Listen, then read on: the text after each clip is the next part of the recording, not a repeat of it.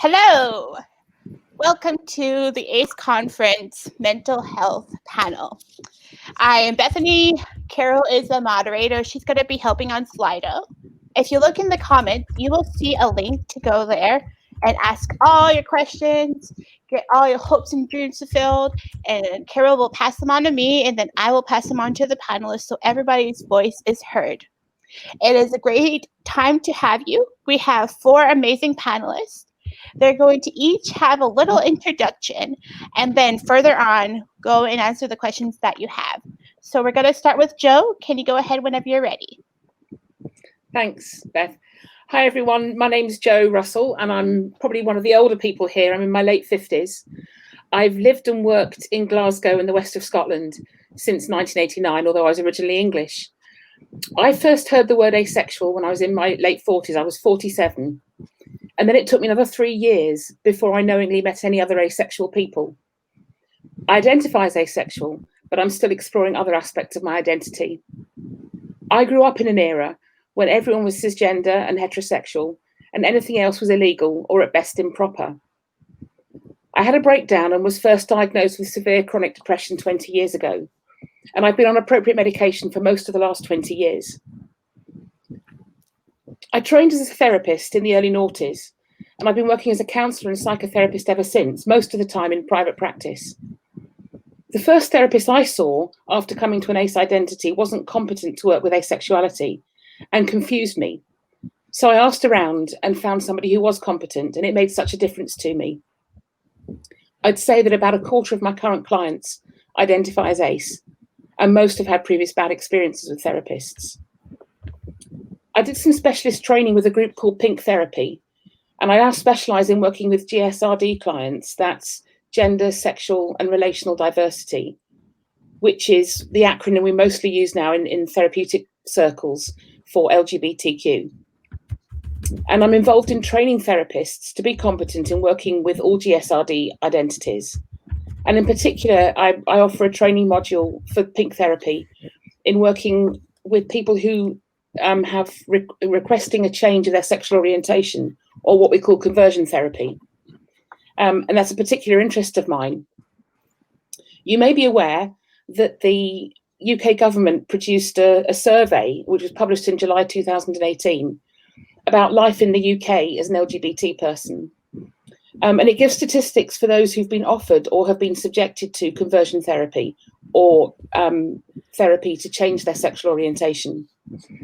And you may be surprised to know that gay and lesbian people, about 7.6% of them said they had been subjected or been offered therapeutic change. Asexual people responded 10.2%, much, much higher, and the highest of all the sexual orientations. And it was only trans people, 12.6% of them reported efforts to change their identity. So a thing called the Coalition Against Conversion Therapy arose out of a round table convened in the Department of Health in government. And they were asking whether conversion therapy was really a problem for therapists. So a memorandum of understanding, or MOU, was produced, which agreed that it stated that conversion therapy is both unethical and unhelpful and probably very ineffective. And may cause harm. And then, but the original MOU was only protecting LGB identities. So a second MOU 2 was produced in 2018 and ratified by government and has been signed up to by most of the therapeutic organisations in the UK.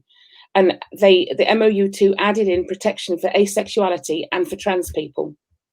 Now, all this is particularly relevant at the moment because in the next session of Parliament, the government are planning to make legal a ban on conversion therapy, both in all walks of life, whether it's therapeutic circles or faith organisations. The MOU also states that organisations have a responsibility to see that healthcare professionals and psychological therapists are aware of the ethical issues relating to conversion therapy, and that new and existing therapists are appropriately trained. So I'm particularly involved in training people to understand the the dangers of this and for therapists to understand that asexuality even exists. It's when I say it was particularly relevant because the government are planning to ban conversion therapy, but it seems they're working on the basis of the original MOU and they're not including asexual and trans identities in the ban. So at the moment, we need to do some activism and write to our MPs, write to the Department of Health, write to government departments to say they must include ACE and trans people in the ban on conversion therapy. And I'd be really happy to put together a resource pack if that's useful for everyone to write to their MP. So that's who I am. I'm just about done. So I'll hand back to you, Beth. Thank you.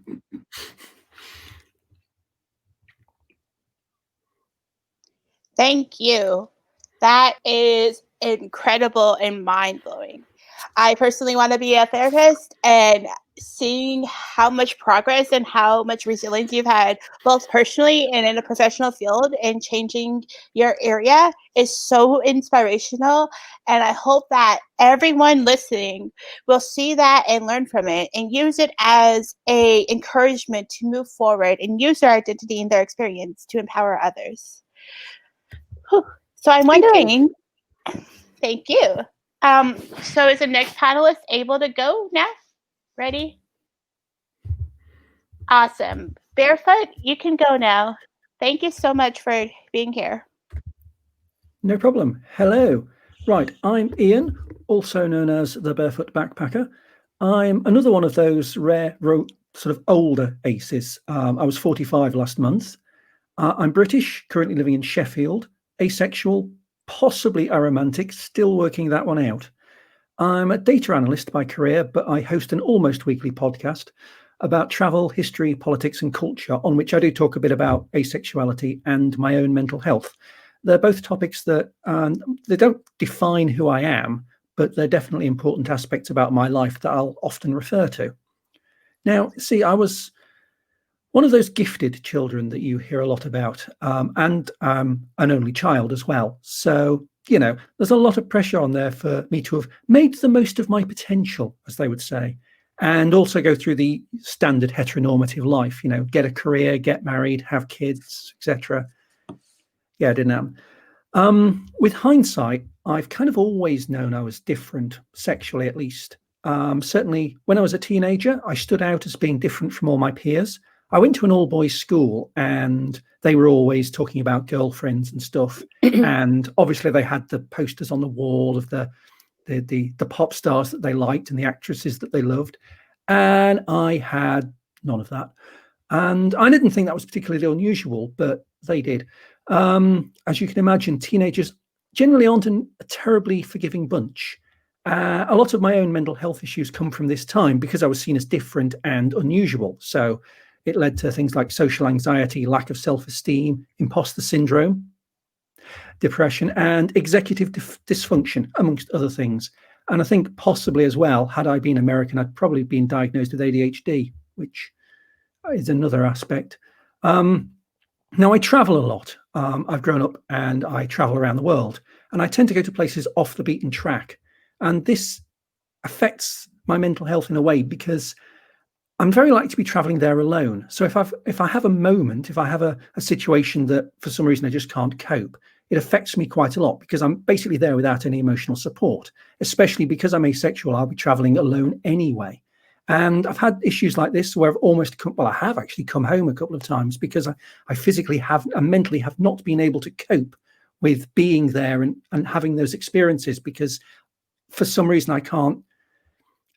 Simple things I just don't seem to be able to do. Simple things like, you know, going into shops, making phone calls. I mean, at the best of times, I have issues with this, but imagine how much worse it is doing it in a foreign language and you feel everyone's looking at you, everyone's laughing at you, and you make a mistake because they go, "Oh, look, there's the strange foreigner. Isn't he funny? He can't speak like us." What it's proven to me is just how important it is to have a network of friends who are able to virtually connect me through these moments. And that those friends are accepting of my asexuality means those connections are a lot stronger. There's another aspect as well, and that's because I'm relatively older than the average asexual. Asexuality isn't really known and understood amongst us. we've tended to closet ourselves in a similar way to how gay men did in previous decades. And obviously this will lead to mental health issues because we kind of force ourselves down these heteronormative paths. We have disappointing relationships that don't work. We end up questioning our lives. Remember, of course, one of the highest demographics for suicide is people like me. It's men in their mid-40s. And having to hide your sexuality would be part of that. Doubly so when you consider that people of the same demographic are also the least likely to seek help, especially mental health help, because we kind of don't want to make a scene. We don't want to interrupt mental health professionals, get in the way of proper illnesses. We think these are all young person's problems, and why didn't you sort this out 20 years ago, and things like that. Now add on how we believe those same medical professionals will react when they find out that we're asexual. And we get comments like, I mean, not from them, because I've tended to avoid them, but certainly from out with society and people I've dated who said things like, oh, you're just gay and in the closet. And in total, with me, the combination of those three aspects of my life, you've got travel, asexuality, and mental health, they come down into one 7-word phrase that my mother is particularly fond of. And that phrase is, when are you going to settle down?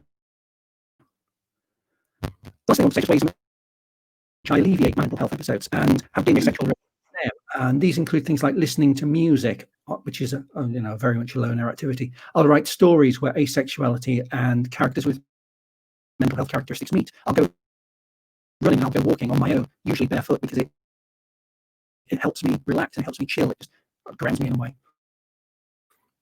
And that's kind of how I cope with it myself. And this is different. So I've got to say, I think, pass back to you. Yeah.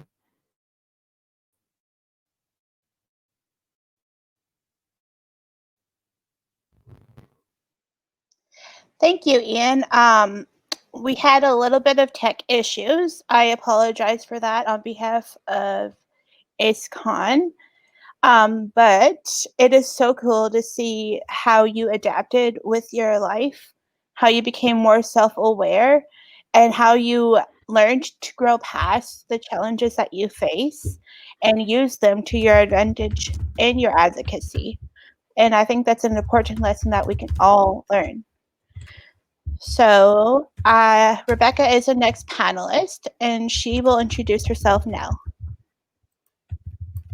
Hi, everyone. My name is Rebecca.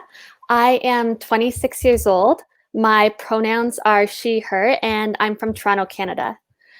I consider myself to be a health advocate, and the intersectionality between asexuality and mental health is particularly important to me because I identify as being on the aromantic spectrum and asexual, and I have struggled with depression, anxiety, and likely CPTSD. Health advocacy has always sort of been a passion of mine. I mean, even as far back as in high school, but I'd say that I really found my footing back in 2013 when I decided to create Arts Healing Hearts, which is a charity that delivers music and arts programs to hospital patients. For just over 6 years, not only was I super fortunate to be able to use my passions in a way that allowed me to give back and help others, but I was able to get a glimpse into our healthcare system, one that most of us, don't often get until we or someone close to us is actually a patient. I got to spend time alongside so many different types of hospital staff, and I got to meet and engage with patients facing all kinds of physical and mental health challenges. I got familiar with and even comfortable spending time in hospitals. And I guess my experiences ultimately changed and broke any stereotypes and misconceptions I held about, the realities of what it means to be a patient, to be sick, and to seek care. Ultimately, it made me feel safe and comfortable enough that I was no longer afraid or judgmental when I needed to seek medical care for my own mental health. And it really gave me the skills to be a better advocate for myself and others navigating the healthcare system. Over the last 2 years or so, though, however, I have mostly switched focuses, and now most of my advocacy and awareness work is centered around mental health specifically. And this is largely due to my own personal experiences of being diagnosed with depression and anxiety back in 2018 and having to learn how to navigate life with a diagnosed mental illness, not to mention, all the craziness and chaos of navigating the mental health care system. But despite being diagnosed fairly recently, mental health is something that I've struggled with for a long time, probably all the way back to my childhood.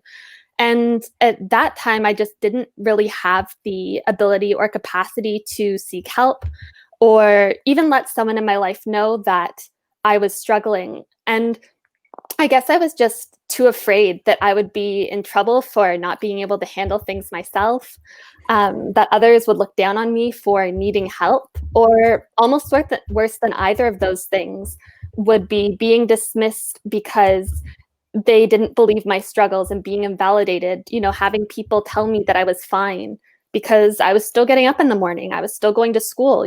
What could possibly be wrong with me, right? But that was back when I was 13. And it wasn't until years and years and years later when I saw people who I looked up to talking about their own experiences with mental illness that I really felt okay, considering that, I might not be as okay as I thought I was. They are the ones who broke the misconceptions for me that if you still appear to be functioning well enough in life, that you couldn't also be depressed, anxious, or just generally struggling with poor mental health. And it doesn't mean that I was able to do all the things I was able to do, get up, go to work, pay my bills on time. I mean, I even started a charity, for goodness sake, but I wasn't able to do those things without a significant amount of struggle. And I just didn't realize yet that life wasn't supposed to be so hard.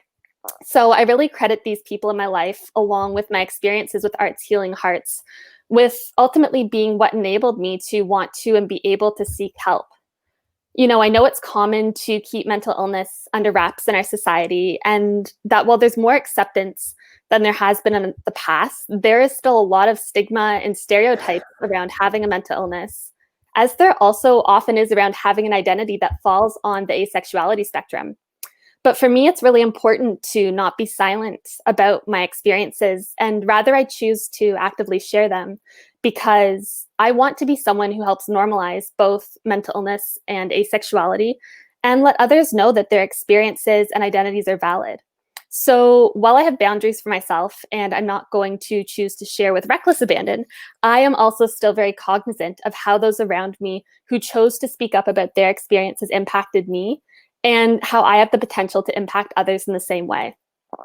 I guess I just think that conversations like this are so important to be having, and it's really why I'm so excited to be here and have the opportunity to speak with you today. So thank you very much to the UK Asexuality Conference for having me, and I am looking forward to answering questions this afternoon.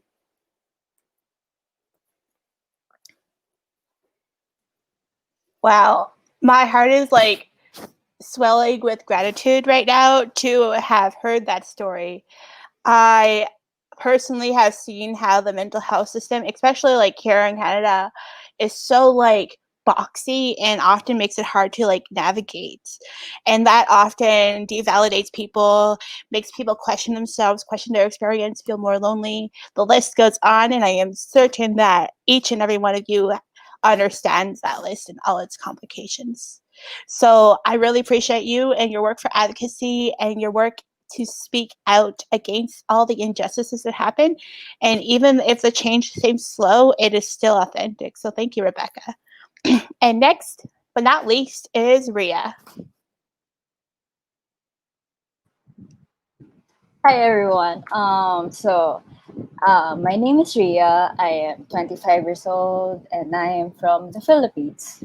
My pronouns are she/her, and I am aromantic asexual. I am right now a representative of the Replace the Media campaign, which is a campaign designed to educate, create, and promote aspec content and narratives. So my relationship with mental health is very personal. I was diagnosed 4 years ago with major depressive disorder and anxiety. I've been regularly taking medication and having regular psychotherapy sessions. I have experience with being in the psychiatric ward, trying different kinds of medication, and talking to a number of mental health professionals, including a guidance counselor, a psychologist, and some psychiatrists. Most of my time was spent with psychiatrists, and here in my country, the Philippines, most psychiatrists are also therapists, and my current psychiatrist is one as well. She gives me both my medication and has cognitive behavioral therapy with me. In terms of how my asexuality relates to mental health, I'm not really open about my asexuality to any professionals, including mental health. I've mentioned my situation or how I feel about these things with my psychiatrist, but I have never really fully come out as aromantic asexual. Still, I noticed that there hasn't really been a negative response, and that might be because I've only really gone to psychiatrists that have been recommended to me. So I know that they're good and that they have good relationships with their patients. But in terms of my journey for mental health, it's mostly a very personal one. I focused mostly on myself and trying to get better. But ever since last year, I've been looking more into mental health advocacy and awareness. Even though I'm part of the Replace the Media campaign, I really only recently got into activism and initiatives for either asexuality or mental health. Before that, I was quietly supporting other initiatives and advocates in their projects and content.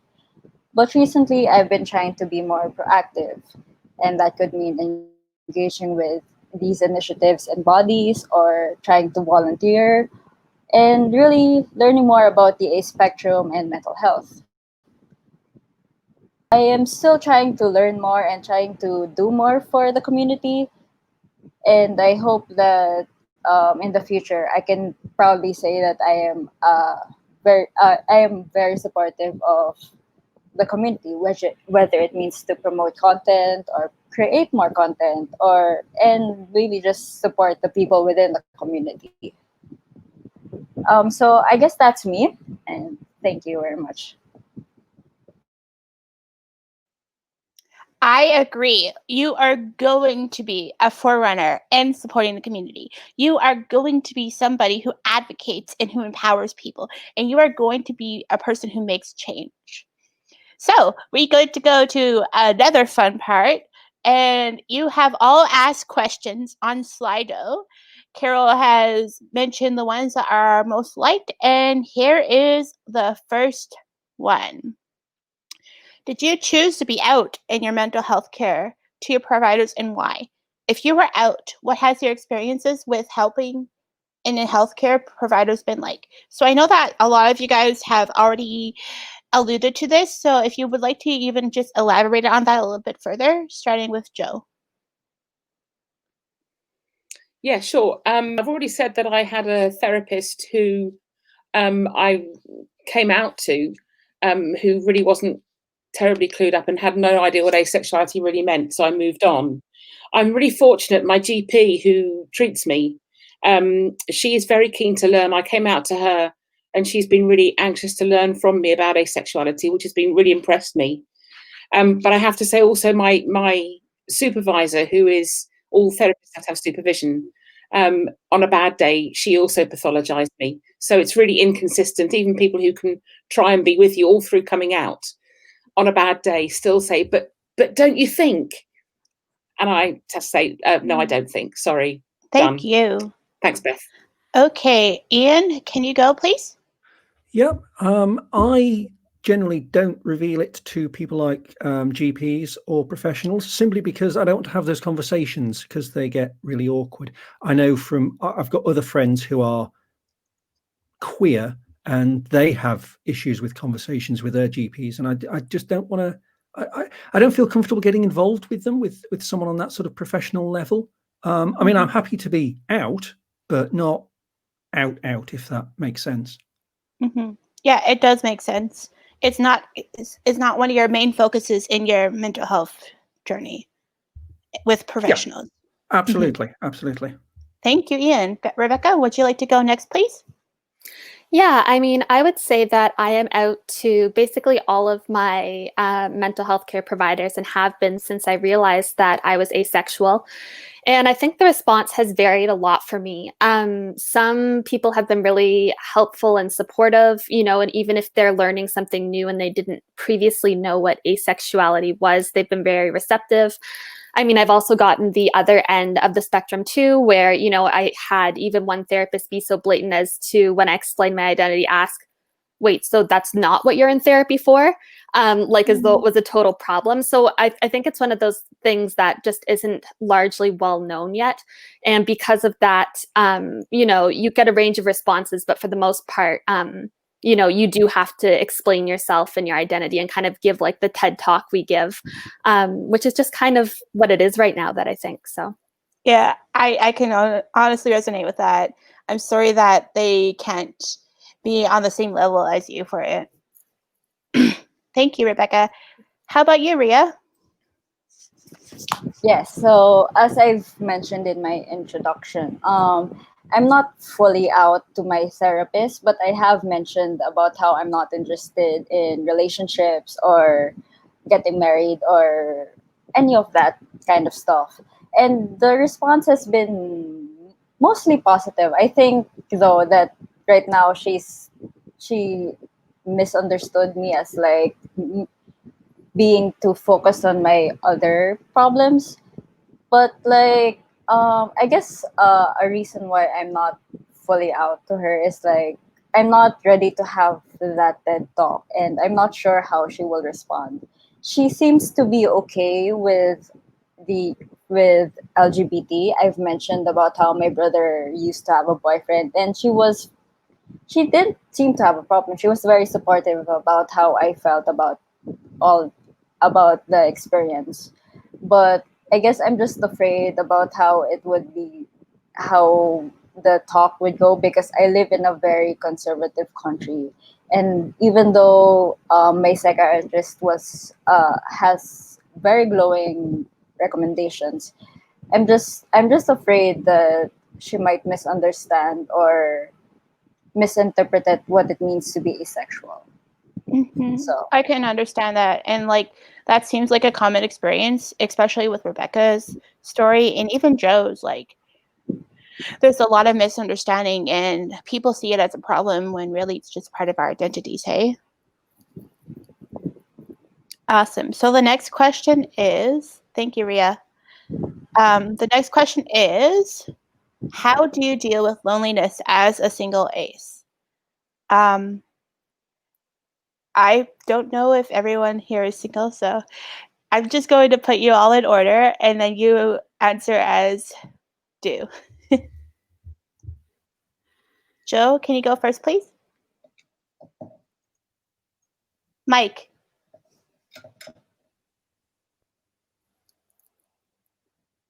Sorry, I wasn't going to answer this question. Oh, okay, we can pass. How Sorry. about you, Ian? You're good. My fault. Would you like to answer? Yes, I can answer. You can hear me? Fabulous. I mean, for me, I've kind of been alone in one way or another for most of my life. When I was maybe about sort of 8-9 years ago, I discovered a concept called quirky alone, which is kind of the sense of you don't need to be in a relationship to be happy, and you should only have a relationship with someone that you feel comfortable with, rather than doing it for, the reasons for having a relationship itself. And I mean, all my life, most of my friends have been virtual anyway. Even back as a teenager, I had lots of pen pals. So I've always been used to being on my own. And yes, I'm single. What's important to me is that my friends are close, whether they don't have to be physically close, they just have to be sort of mentally close. So I've got a lot of virtual friends online, still got a couple of pen pals. And what's important to me is that I can talk to them whenever. And the internet is brilliant for that, because it means at 3 o'clock in the morning, one of them is guaranteed to be awake. So if I'm having an issue, I can just message them, and either they'll reply to me then, or they'll reply to me when they wake up. And it's great to sort of be that close to someone. And that's more important to me than it is to have a relationship or anything sort of physical and geographically close. I'd rather have those sorts of friends than have a lover, for want of another word. Mm-hmm. Yeah, communication is so important, and it's great that you have learned to be able to like navigate and have those boundaries and be able to ask for help when you need to. Awesome. How about you, Rebecca? Would you like to answer that question? Yeah, for sure. I mean, I think similar to Ian, I would also say that having a group of close friends has been really important to me. I'm really fortunate to have people in my life who really do get me and who are, sort of like a chosen family. And so I think that helps a lot. I'd say the other two things that have been most helpful to me too is one, being involved in the ACE community to some extent. So whether it's participating in events like this or being a part of other communities online, and just having the opportunity to connect with others who do get the experience of what it's like to be asexual, and I guess some of the different challenges that we might face compared to allosexual individuals. And I think the other thing that helps me too is that being asexual, I guess I have a bit of a different perspective on relationships, in that I don't really prescribe to the societal norm that like a romantic relationship or partnership is necessarily or inherently like better or more important than friendships. So I think by having those different values too, and knowing that I do have a group of close friends, I don't necessarily always even feel as lonely or like as I'm like missing out on something, I guess. Mm-hmm. Yeah, I personally believe that ACEs could have a gift to give to the world in learning how to be more self-aware and having strength in community connection. So it's nice to see that in your personal life, that was a truth that has developed. Thank you. How about you, Ria? Yes, so I guess this was a problem for me when I was still trying to figure out what it means to be depressed, because one reason that I was feeling really down and demotivated was because I felt like no one was in my corner.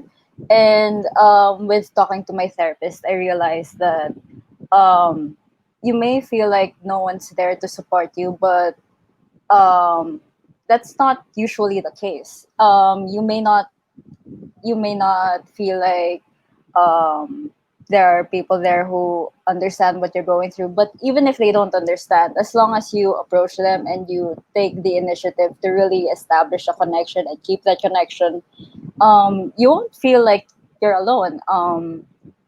For me, bonds are one of the most important things in my life, and it was a hard time when I first got depressed, because I didn't know who to go to, and I felt like I didn't have anyone that I could talk to. But when I really worked on getting better and working on the problems that I faced, it really helped that there are people out there that are willing to have that connection, as long as you're there to I guess in a way extend that olive branch. Um, Usually there are people there that sometimes you just need to make an effort to really keep that connection. And um, when I start feeling lonely, what I would do was I would message my friends like Barefoot Backpacker, or I would talk to my family. And sometimes it ends up with we would schedule a hangout, or sometimes it's just a simple talk. But as long as you try to make an effort and really establish those bonds, you won't feel like you're alone. Mm-hmm. Yeah, that's beautiful. It's funny because what you just said actually helps answer the next question, which is, how does asexuality impact your ability to relate to allosexual friends, family, etc.? Do you have any advice on how to navigate this? So Ria, you've started the conversation, and I thank you for that. Joe, would you like to continue the conversation? Sure, it's a difficult one. Everyone's different. I think for me, sometimes I feel left out because there is something in society that says that sexual relationships, or apparently sexual relationships, are more important. And so when friends get married or go out with someone, then I tend to feel I should back off and let them have time alone, which that's something I've internalized and I need to deal with in me. I think sometimes with friends and families, I really don't feel understood. The response to saying to people that you're asexual is often quite underwhelming. Yeah. They kind of go, oh, okay, whatever.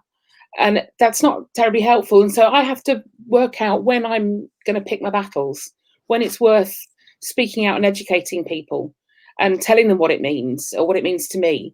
But also times when I haven't got the resources to do that, I'm not feeling resilient enough. And actually, I need to take care of myself and just back off and let it go. So I think for me, it's about being aware of where I'm at and how resilient I'm feeling. If I want to go ahead and do the educational thing, or if I'm just going to just think to myself, whatever, and just let it go, roll my eyes and move on. Yeah. I think that's so valuable and important because if you're part of anything that is not the norm or minority, those are lessons that you have to deal with every second of every day. So it's great that you mentioned that. How about Ian? What has your experience been? Can you unmute your mic? I can't. Thank you. Careless. Most of my friends are allosexual. I mean, I'm sex averse, but I'm also sex positive, so I don't have the same issues as many. But what I found is that most of the people I'm close to, most people I have good conversations with, are either allies to or part of themselves of the LGBT community. So they might be bisexual, homosexual, or it's like generically.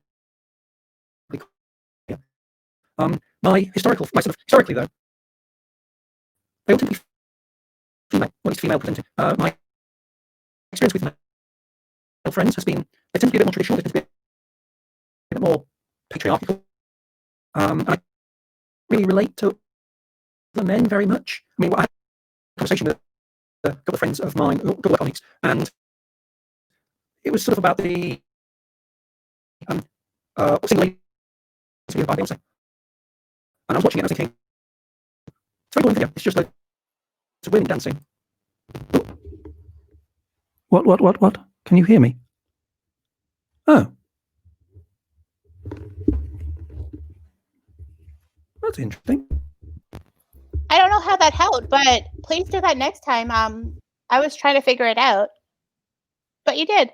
So what you're saying is that because you don't relate, you haven't related well to like women and stuff, that has also helped make it difficult.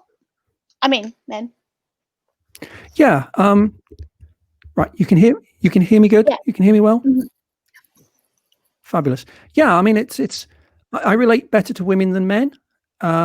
So, yeah. I it's just one of those things, I guess. That doesn't include my mother. My mother, who says, "When are you going to settle down?" rather a lot, rather too much. But yeah, no. Most of the time, it's. I mean, as I said, I was talking about the single ladies video by Beyonce. My work colleagues were saying, but what women they are. They're gorgeous women. And I'm just sitting there going, well, it's just women dancing. I don't get that feeling on that level. And a lot of the men that I've been friends with have been very much that sort of very, very sexual. And I just don't relate to them. As weird as it sounds, that's kind of encouraging. Yeah, thank you for sharing, Ian. Sorry for the technological issues. No problem. How about you, Rebecca? Yeah, I mean, I would definitely say that being asexual does impact my ability to relate to allosexual friends and family and stuff. And I think that it is just kind of because of what Joe was talking about a little bit earlier, that, you know, even the people who are, you know, incredibly supportive and who are extremely accepting also just don't always understand, you know, because they don't have that experience the same way, you know, that it's hard for me to understand, you know, the experience of being allosexual and having, you know, sexual and romantic relationships be something that's important to you, and all kinds of other things that are sort of very commonplace to most people that aren't to asexuals. And I think the best way that I've sort of found to navigate it, and, you know, I'm admittedly a work in progress, but I think communication is really key, being able to express yourself, especially if there's something that, you know, is important to a certain like friendship or relationship with a family member, a coworker, someone else in your life. And be able to have those conversations. And I say I'm a work in progress because I know that conversations like that can produce a lot of anxiety and require a certain level of vulnerability. But I think that, you know, communication is ultimately how we navigate differences. And it's really the only way that, you know, we're going to be able to sort of settle our differences and, you know, be accepting, even if we don't necessarily understand exactly what the other's experience is. Mm-hmm. Yep, that's really important to know. Hopefully we can all practically learn that throughout life, eh? How about you, Ria? Yes, so I only recently came out to my friends as asexual. So for a while, I couldn't really. It's not like I couldn't relate to them, but like there was a disconnect with what we were talking about because I couldn't share what I was feeling and what my actual thoughts were, and I knew that there were things that they experienced that I didn't understand or could relate to. But what I found helpful was seeing just how receptive they were about learning. Um, Sometimes it doesn't even have to be me giving the talk. There are a lot of resources out there that may explain asexuality better than I could ever. So what I do is if I feel like there's a disconnect between what they understand of me and what they are experiencing, what I do is I see how receptive they are about learning about what I actually am going through, and maybe I could drop a link or I could just share a few thoughts about what I'm feeling, and if they're open to learning more, I could carry on. But sometimes I just I guess sometimes I just say it's not, sometimes it's just not worth it if there's something that they can't understand or that they're not willing to understand. It's not like I'll stop being friends with them, but like there are other relationships that I know that I could exert more effort into and have deeper bonds with that are willing to understand me for who I am. So Mhm. that's, I guess that's how I do it. Totally. I get that. It's funny because what you said also goes into the next question. It's like a pattern that's happening here, apparently. But the next question is, do you have any advice for navigating ace, erasure, and aphobia? So the first person who's answering is Joe. Yeah, well, like I said last time, sometimes it's a case of, for me, of choosing my battles and sometimes ignoring the thing. But the problem is, what happens is if there are external voices that are trying to erase us or are aphobic, then what we can do, if we're not careful, is to internalize those voices, and they sound like our own voices. And so we internalize something and it becomes as if it's part of us. And so if that's happened and we kind of think, well, it sounds like the truth, so I just give up, and we're talking about mental health here, then what I find really important is to have plenty of people around me who can support me to hold on to what I know to be the truth, that I do exist, I am real, I can't be erased, and that asexuality is a thing that needs to be respected and needs to be understood. And if I have enough of those people around me, that can support me not to internalize the damaging voices that are everywhere around us that would try to erase us. Mm-hmm. Yeah, I totally Does that agree. make sense? Very much so. Internalizing is one of the deadliest weapons of our soul. Mm-hmm. How about you, Ian? What would you have to say about that? And Mike.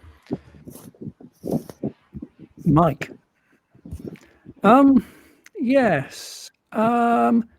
It's a hard one, isn't it? Because it's not.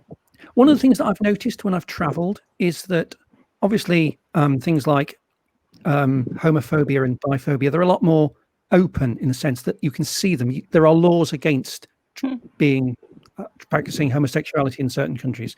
There's laws against sharing a room with someone of the, shall we say, wrong gender. But for asexuality, it's kind of there's no laws against it. You can't openly be acephobic in that sense because it's just you're kind of not. You're not fighting against anything that's visible. It's like saying prove that you don't have a sister. It's that sort of thing. So acephobia is more mental. It's more kind of all in the attitude. It's more the association that, well, no, actually what you are is gay and in the closet, or what you are is heterosexual, and you just haven't realized you haven't found the right person yet. That's the acephobia that I've encountered. And I'm not sure there is a particular way of getting around it, to be honest, because it involves just changing fundamental attitudes that a lot of people don't see as problematic. Mm-hmm. People do assume that you're going to live your life and get married and have lots of children and whatever. So challenging that is a lot more difficult, I think, than going, hi, I'm Ian, and this is my boyfriend, Stephen. It's a lot more difficult to challenge because fundamentally it's changing their worldview rather than, at least if I was homosexual, I would have a partner, basically. That's deep. That's very deep. I agree that the erasure is fundamentally expedited because of it all. So we only have about like 5-ish minutes left, and we have another question that is trending a lot. So we're going to get Joe to answer that, if that's okay with Rebecca and Rhea. Fantastic. The question is, perfect for Joe, how do I find a ACE competent therapist? Which I don't know about you guys, but I've been thinking it ever since Joe first started. Well, it's sometimes tricky. So I would say, before you go and meet with any therapist, if you have any choice who you're referred to, because obviously if you're in an NHS or a statutory system, then you're going to be referred to who you're referred to. You have no choice. But if you have the choice, then the very first thing you need to do is have a conversation either by email or by phone with that therapist and ask them straight out, do you understand asexuality? Am I okay to talk with you about asexuality? Because that's part of my story. It's not what I want to talk about, although it may be, but I need you to understand where I'm coming from. So you can ask them outright. If you want to look for recommendations, there's a group called Pink Therapy, which is London-based, but they have a directory of therapists all over the country who can list, they're all listed by their sexual orientation or their gender identity or whatever's important to them. So in my advert there, it actually states that I identify as an asexual. So anyone coming to me already knows that about me before they come to me. But they also have in the therapist profiles, they have people can list the identities that they feel competent to work with. And just because they say they feel competent to work with asexuality, I wouldn't assume that they are. I would still ask them, what do they know about asexuality? So Pink Therapy Directory, you can just Google it. I've put my email address on my name here at the bottom of the screen here. Feel free to email me and I can signpost you or give you more information. Does that answer the question? Is that helpful? Yeah, that's perfect. It's beautiful. So guys, we are ending the hour right now. The next event, well, I only have mine wrote down. There's asexuality and ethnicity next. And also, let me check out the other one of it happening. Asexuality and ethnicity, time change. Okay, so the other two groups is aces in fiction and romantic relationships. Following after that is a break, and then after that are other sessions. So I hope you have a wonderful day. I hope you all enjoyed this session. If you want to learn more about the wonderful speakers, please do go to our website. They will have bios, and if you ever want to contact them, I am sure that they have regulations and boundaries with that, with the ACE con team. It was wonderful having you. Claps. Good luck. Bye. Thanks, Beth.